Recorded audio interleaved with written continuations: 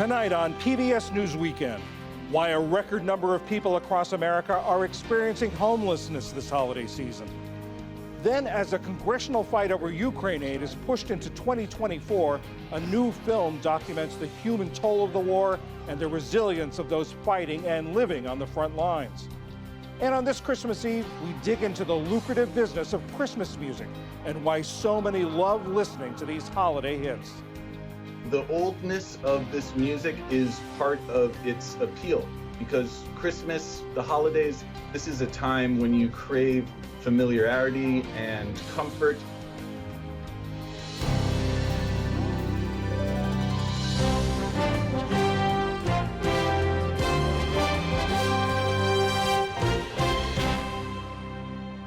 Major funding for PBS News Weekend has been provided by Consumer Cellular. This is Sam. How may I help you? This is a pocket dial. Well, somebody's pocket. Thought I'd let you know that with Consumer Cellular, You get nationwide coverage with no contract. That's kind of our thing. have a nice day.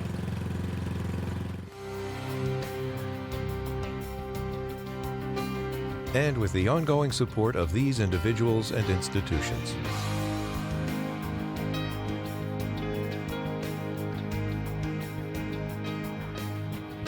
And friends of the NewsHour.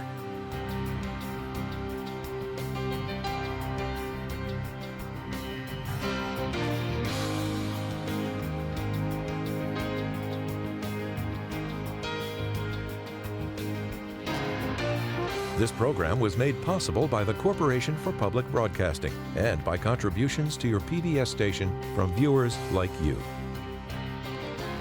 Thank you. Good evening, I'm John Yang. On this Christmas Eve, peace and harmony are rare commodities in some parts of the world. In Gaza, this weekend has seen some of the most intense and bloodiest fighting of the war. More than 200 Palestinians dead, according to the Hamas-run Gaza Health Ministry, including at least 70 in an Israeli airstrike today. And the Israeli military says that since Friday, 15 Israeli soldiers have been killed in combat.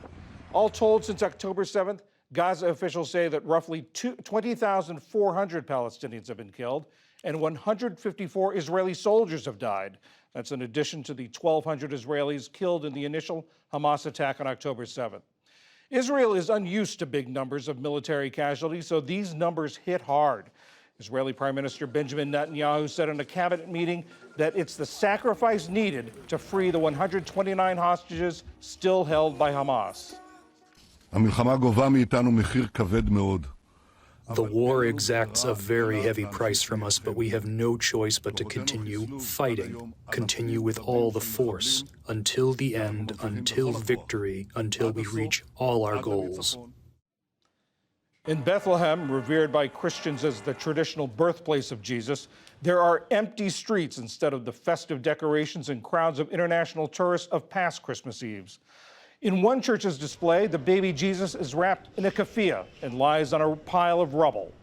Munther Isaac is a Lutheran pastor in Bethlehem. This is what Christmas looks like in Palestine, with occupation, with destruction, with the bombardment of children. While the world is celebrating, our children are under the rubble. While the world is celebrating, our families are displaced and their homes are destroyed. So this is Christmas to us in Palestine. In Europe, security is tight after an alert about a possible terror attack. At the Cologne Cathedral in Germany, worshippers faced security checks.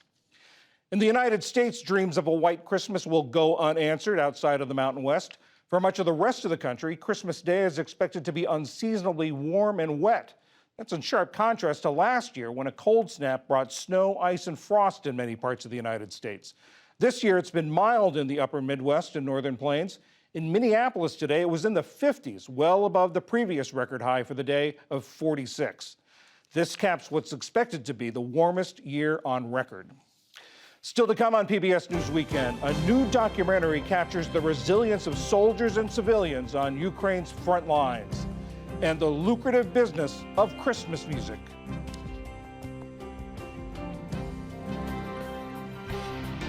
This is PBS News Weekend from WETA Studios in Washington, home of the PBS NewsHour, weeknights on PBS. A new government report estimates a record number of Americans are experiencing homelessness. Starting in 2007, the Department of Housing and Urban Development sent volunteers out on a single night each January to count all the people they could find who didn't have shelter. Experts caution that this is not a census and it's likely an undercount because it's hard to find everyone experiencing homelessness on a single night. This year, they counted more than 650,000. That's a 12% increase over the last year, the biggest one-year jump on record and more than 4 times greater than any previous increase. In the past, a single category drove the increase, but this year, all categories went up. Individuals, families, unaccompanied children, and so on. Ann Oliva is the CEO of the National Alliance to End Homelessness. Ann, what do you make of those numbers, of that big jump? Thank you first for having me on your show today. This is such an important topic, and we need to make sure that folks are aware of what's happening. You know, we are certainly concerned about these numbers. This is the highest number, as you mentioned, since 2007, and it's across all categories. So what that means to us is that this is a systemic problem and it needs systemic solutions. So explain that, a systemic problem. What needs to be changed or what needs to be fixed? So what this means is that we have an affordable housing crisis. What the data tells us and what the evidence tells us is that when housing becomes less affordable for people, homelessness increases. So seeing a 12% jump year over year really should be a wake-up call to many folks, including our partners in the federal government, that we need to make investments in affordable housing and services because we know that's what ends homelessness. Why do you think it went up so much? I mean, obviously you say it's a housing problem. Did the inventory of housing shrink or what happened? Well, we've been tracking data over the last year, and while we were deeply disappointed in this increase in 2023, I can't say that we were surprised. And that's because we have seen sort of a perfect storm of issues coming up over the last couple of years. So for example, rents are skyrocketing all over the country and people's wages aren't keeping up with the amount of rent that they have to pay. So they're paying more and more of their income towards rent. We saw the end of the COVID era protections, the funding that was available for families and individuals across the country, and the end of the eviction moratorium. At the same time, we are seeing this rise in unsheltered homelessness. So we have a number of things that we need to address structurally in this country. Are there disparities in terms of who is likely to be homeless? Yeah, thank you for asking that question. It is an important one. There are disparities. Historically marginalized people are disproportionately impacted by homelessness and housing instability. What I mean by that is people of color, people with disabilities, LGBTQ people are all disproportionately impacted by homelessness and housing instability. So they're more likely to be homeless than others in our country. You mentioned the COVID era programs that were helping. The number of homeless was increasing from 2016 until 2020, and then it didn't rise between 2020 and 2022 because of those programs. Is there a lesson in that? There's absolutely a lesson in the COVID era protections. First, they were funded at a scale that's much closer to the problem. So for example, HUD's homeless programs are funded at a little bit more than $3 billion per year. And the COVID emergency rental assistance program was funded at $50 billion per year. So you can see the scale was much greater. They were also quite a bit more flexible than our regularly funded programs.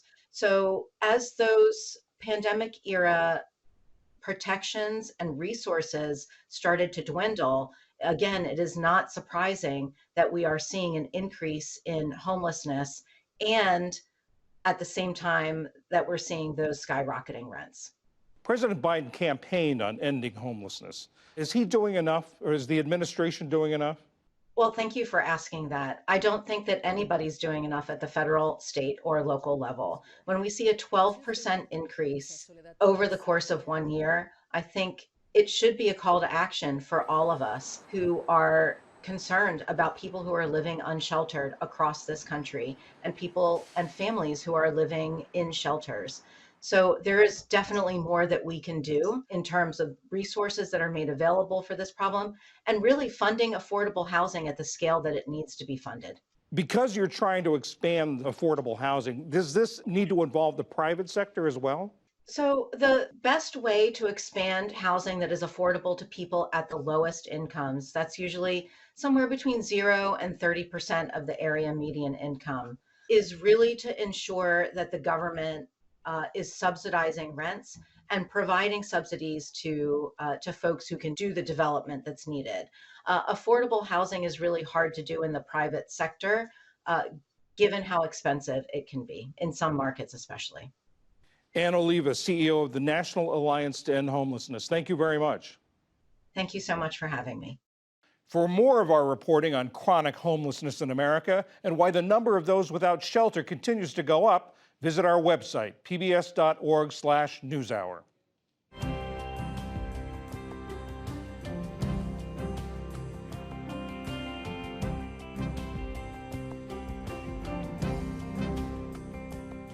While aid for Ukraine has become entangled in a partisan fight on Capitol Hill, it can be easy to lose sight of what's at stake in the war and the human toll it's taking. In a new documentary, Glory to the Heroes, French writer and filmmaker Bernard-Henri Lévy turns the focus back on those he calls the heroes, not just the fighters on the front lines, but also the civilians whose decision to remain in Ukraine is in itself an act of defiance. From the flooded streets of Kherson after Russia destroyed a dam under its control, to the Eastern Front where battles raged in Bakhmut, from Kharkiv in the north and Odessa in the south. Viewers experienced Ukraine's summer counteroffensive through Lévy's lens. Partez à la rencontre des résistants de la première heure, bénévoles et citoyens soldats qui se battent pour défendre l'Ukraine. Plus qu'un acte de résistance, un hymne à la liberté. This is my country. This is my army. This is my heart and understanding. Будем жить, и все.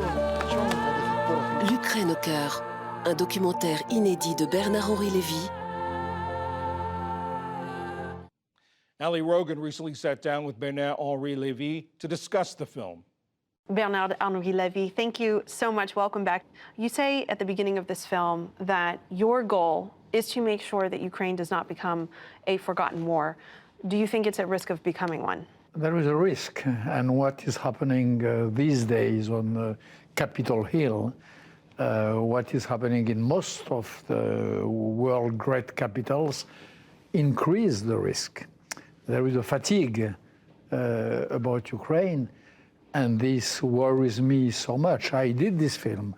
I went on front line. I went in the trenches in order to try to prevent this becoming a forgotten war, which is the worst. For a people to be victim of a forgotten war, it is the worst destiny possible on earth. Ever since this full-scale invasion of Ukraine began, there have been many conflicts all over the world, but none seem to have captured the attention of the world quite like the war between Israel and Hamas. I don't mean to diminish the importance of that conflict by asking this question, but are you concerned that the war in the Middle East is taking attention away from what's happening in Ukraine? It's an illness of our time, a plague of our time, not to be able to focus attention on two things at the same time. We have to understand the war of Hamas against Israel, the war of Putin, of Russia against Ukraine are two parts of the same picture. For many regards, the actors are linked on the two sides. Hamas and Putin are linked, we know that. We know that Moscow is the only big capital in the world where Hamas was received with red carpet before the October 7 pogrom and after the October 7 pogrom. You visited Ukraine. This was your 11th trip there since the beginning of this war. One of the things that struck me the most was when you were embedded with soldiers on the front lines, one soldier says, if we had more ammunition, we could finish the job. Do you agree with that? I more than agree. I saw it. I saw how they have 20 shells for the week, and they don't know when a new delivery will come. And they have a target. How many will they use? 1, 2, 3, not more. So the scarcity, the non-delivery, the lack of promises, or the betraying of promises of the West, this is a reality of which I am a personal witness. Another reality that you capture is the incredible resilience, the passion of the Ukrainian people, the civilians, the fighters. What did you take away about those moments with the Ukrainian people? My film is entitled Glory to the Heroes. I mean it. These guys who come with their violin, with their music instruments, who try to upgrade the morale of a troop of soldiers who lost their brothers a few hours before. The old lady who is growing some cucumbers and some tomato on the macadam of her street. The house is destroyed, there is just the pavement of the street. And there she puts some earth and she grows some cucumber. She's a hero too, and she will not move. Another really striking set of moments in the film is when you talk to Russian captives, prisoners of war, who have been captured. They are incredibly demoralized. And then you contrast that with the spirit of the Ukrainian fighters, men who've lost limbs and who can't wait to get back on the front lines. As you well say, I had the chance and the privilege to film both. And I see the difference. The Russians, they are really poor guys. They were taken out of jail. They were brought on front line. Nobody told us that they will fight. They were sold like slaves for 25,000 rubles each by the official officers of the official army to private companies like Wagner, you know. So when you compare that, the high morale of the Ukrainians and the low or the no morale, not morale at all, of the Russians, there is a logic. Since the antiquity, you cannot win a war when you don't know why you do it, and you cannot lose it when you have such a high morale. Now, there is the question of the weapon. Without F-16, without French Caesar cannons, of course, the war will last. So it has to end quickly, with the capitulation of the Russian army, which is logical, if we deliver what is needed for that. And to that end, what is your message to lawmakers as they debate funding for this war? I'm here since a few days. I hear that the borders are the big topic here. At the Congress and so on, border. Right, okay? Funding is connected to, they want to connect it to and our border funding. Okay, Yeah. I would like to say, with all my respect to Speaker Johnson, to Senator Graham, that the border of America, the border of Europe today is in Ukraine. Those who defend the border are these brave Ukrainian fighters whom I depict in my movie and others. The border is there.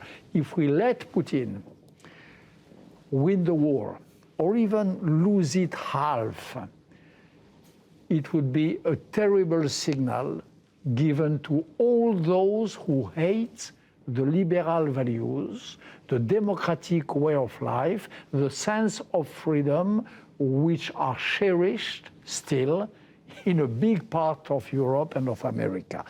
It will be a horrible, terrible signal given to all the enemies of that in our countries and around. The new documentary is Glory to the Heroes, Bernard-Henri Lévy. Thank you so much. Thank you, Ali. Thank you.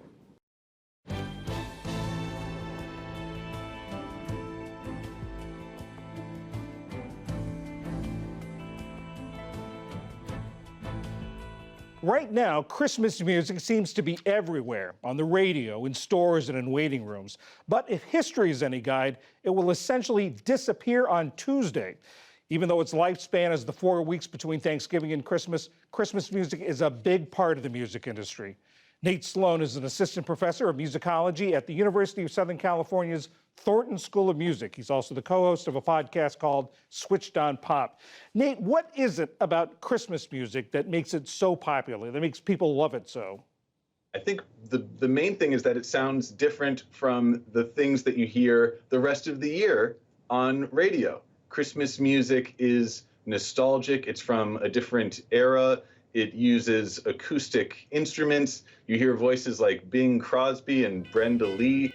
Rocking around the Christmas tree, let the Christmas spirit ring. It stands out from business as usual in the American music industry. I mean, you mentioned Bing Crosby, Brenda Lee. I mean, that brings up another point, is that so much of the Christmas music is old, comes from like the 40s or 50s. The top 5 records on the Billboard Hot 100 this past week are all Christmas songs. 3 of them are performed by artists who are no longer living. Why is that? Is it that new music isn't being written? It just doesn't measure up? The oldness of this music is part of its appeal, because Christmas, the holidays, this is a time when you crave familiarity and comfort.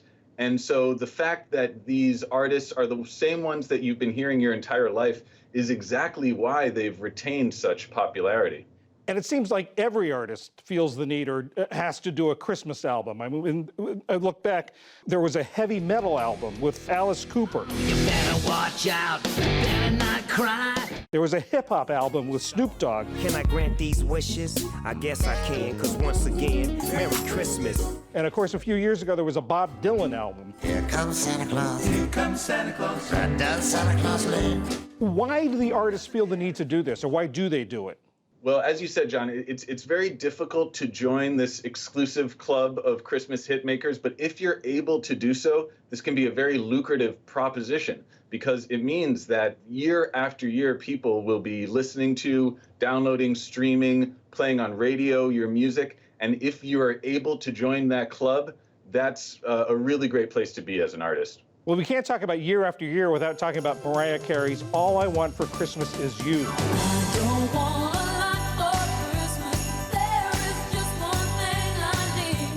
This is a song that was written almost 3 decades ago, and it's #1 on the Billboard Top 100. What explains its staying power?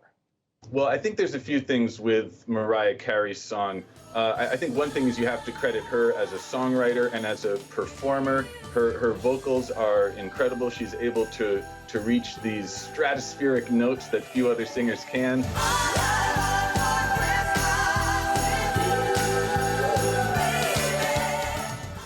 Also, the song was used in a really popular film, Love Actually, that was released in 2003.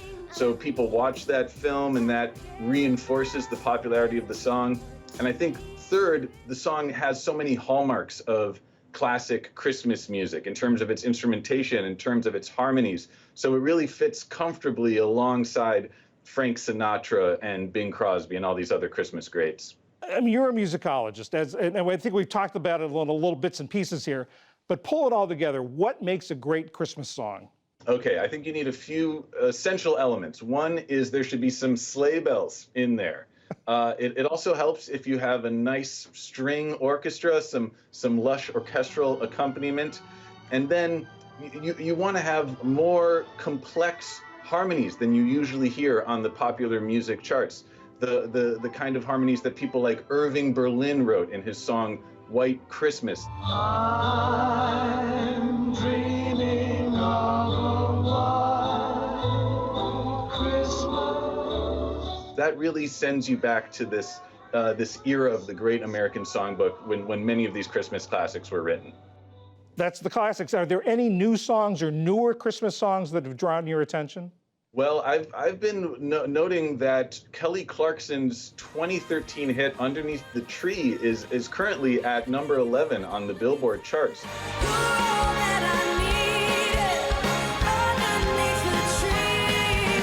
So after a decade of growing popularity, I think Kelly Clarkson is poised to join this pantheon of Christmas hitmakers. Nate, what's your favorite Christmas song? I'm partial to Nat King Cole's The Christmas Song, Chestnuts Roasting on an Open Fire. To me, this song is all about deceptive simplicity. It's so easy to sing, it rolls off the tongue. Chestnuts roasting on an open fire. Once you start to play it on piano, and I'm a pianist, so I love to play it during the holidays, you notice, oh, there's some really clever harmonies and rhythms here, and I think that keeps us coming back to that song year after year. Nate Sloan of the University of Southern California, thank you very much. Thanks for having me.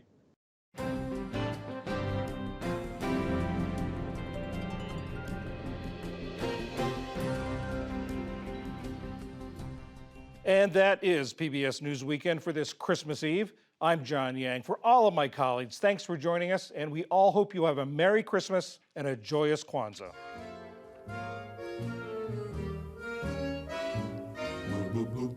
Santa baby. Major funding for PBS News Weekend has been provided by Consumer Cellular, this is Sam. How may I help you? This is a pocket dial. Well, somebody's pocket. Thought I'd let you know that with Consumer Cellular, You get nationwide coverage with no contract. That's kind of our thing. have a nice day.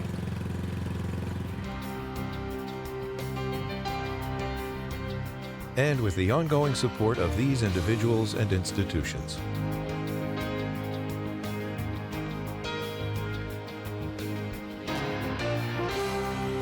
This program was made possible by the Corporation for Public Broadcasting and by contributions to your PBS station from viewers like you.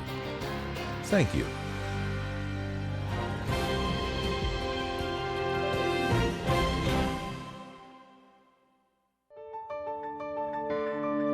You're watching PBS.